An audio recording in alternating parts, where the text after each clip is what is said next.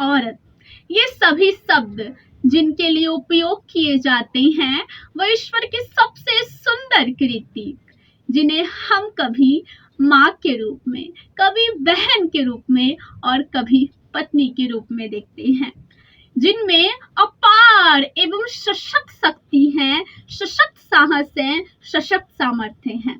और इन्हीं गुणों को सर्वश्रेष्ठ बनाकर हर महिला को आत्मसम्मान के लिए, स्वतंत्रता के लिए, समृद्धि के लिए, आत्मोन्नति के लिए एवं देश के प्रति योगदान के लिए हर महिला को आर्थिक रूप से स्वयं पर निर्भर रहना चाहिए।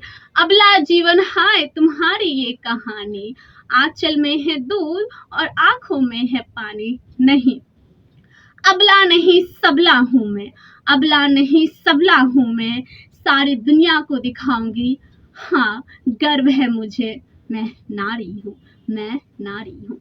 धन्यवाद।